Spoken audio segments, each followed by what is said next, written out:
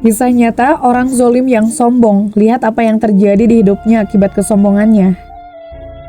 Berikut ini kisah orang zolim yang sombong sebagaimana dibagikan Ustadz Khalid Basalamah. Tidak ada yang perlu disombongkan dalam kehidupan ini, karena semuanya milik Allah dan pasti akan kembali kepada Allah. Maka dari itu, setiap manusia harus menghindari dan menjauhi sikap sombong. Rasa sombong datangnya dari iblis, karena iblis sampai dijerumuskan ke dalam neraka karena kesombongannya. Bahkan Nabi sampai mengancam orang yang berbuat sombong bahkan menjatuhkan orang lain. Yakni orang yang sombong akan ditenggelamkan di bumi dan akan dicabut nyawanya hingga kiamat tiba. Selain itu Rasul juga mengancam bagi orang yang sombong tak akan mencium bau surga. Nah, mencium bau surganya saja tidak bisa, apalagi mau menginjakan kaki ke surga. Terbayangkan betapa meruginya jika seorang manusia memelihara sikap sombong. Selain itu ada pula kisah mengenai orang yang zolim lagi sombong berikut ini. Lihat apa yang terjadi akibat kesombongannya itu. Berikut ini penjelasan Ustadz Khalid Basalamah yang dibagikan melalui kanal YouTube Lentera Islam. Pernah terjadi kisah nyata di Jazirah Arab, ada seseorang zolim sekali dengan kekayaannya dia sombong. Kemudian ada satu orang yang mengetuk rumahnya dari fakir miskin minta dia lagi duduk mau makan malam sama istrinya, kemudian diketuk pintu. Istrinya bilang, "Saya mau bukakan pintu dulu." Suaminya bilang, "Baik, buka, tapi jangan lama, temani saya makan." Keluarlah istrinya, ternyata ada seorang laki-laki yang minta-minta.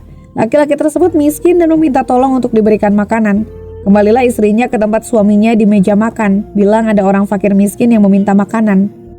Lalu sang istri mengatakan, "Saya kasihkan sedikit makanan ini." Suaminya tiba-tiba marah, "Untuk apa dikasih makanan? Ini kan makanan mahal, ini makanan susah. Saya banting keringat untuk cari modal. Kenapa dikasih ke orang miskin? Udah nggak usah, bilang saja nggak ada makanan di sini." Ini kisah nyata, laki-laki itu berkata seperti itu, jadi dia lupa nikmat yang sedang dia makan ini, Allah yang datangkan sebenarnya. Dia sendiri Allah yang ciptakan gitu, kenapa harus ada kesombongan, tutur Ustadz Khalid Basalamah. Istrinya sampai nangis-nangis minta tolong kasih makanan, tetapi suaminya tidak mau. Dan waktu istrinya dimarahi, si fakir miskin yang menunggu di depan pintu mendengar.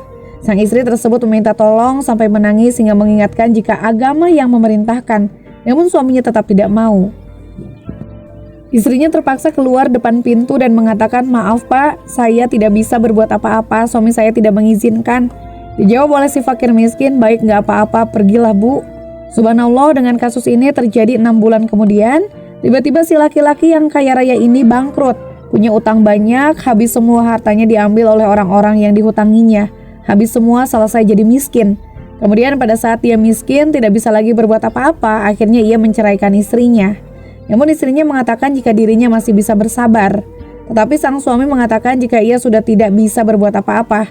Setelah istrinya diceraikan, selesai masa iddahnya, ada seorang laki-laki melamarnya. Dia masih muda, akhirnya menikah dengan laki-laki tersebut. Laki-laki ini ternyata kaya raya yang melamar dia. Dia juga tidak pernah bertanya alasan laki-laki tersebut melamar dia. Selesai menikah, ada satu kejadian. Kejadiannya hampir serupa dengan kejadian awal dia. Jadi waktu itu dia lagi makan malam bersama suaminya, tapi suami yang keduanya ini orangnya soleh dan baik. Ada yang ketuk pintu, kemudian si istrinya bilang mau buka pintu. Sang suami pun mempersilahkan istrinya untuk membuka pintu. Ada orang fakir miskin yang minta. Ternyata fakir miskin ini adalah mantan suami si perempuan tadi. Dia minta di rumah orang yang tadinya diusir sama dia. Dengan hikmah Allah terbalik keadaan. Perempuan ini kembali sambil menangis. Suaminya bertanya kenapa, ada siapa yang di depan pintu. Dia bilang ada orang fakir miskin minta-minta. Dia bilang boleh saya kasih. Suaminya pun mengizinkan istrinya untuk memberikan makanan ke fakir miskin tersebut. "Kasih, ambilin makanan." Ini suaminya sampai sekarang belum tanya siapa yang di depan pintu, ujar Ustadz Khalid Basalamah. "Ambilin dia, kasih, nggak apa-apa, kita masih punya banyak makanan," lanjutnya. Langsung kata istrinya, "Apa kau ridho memberikan kepada dia?" Suaminya bilang, "Iya kasih, nggak apa-apa, kalau orang minta dalam agama kita disuruh kasih."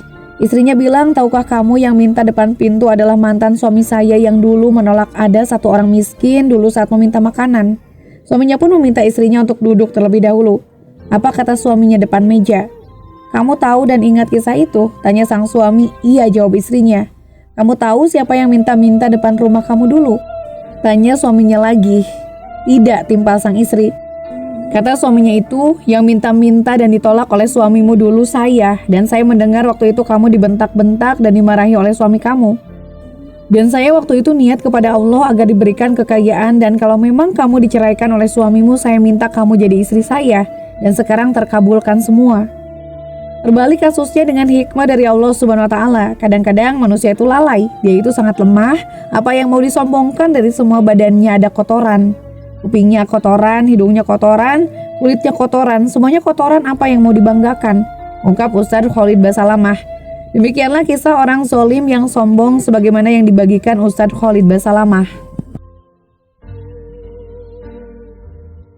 Nah, itulah akhir dari kisah ini. Terima kasih telah menyaksikan video ini di channel Hikmah Kehidupan.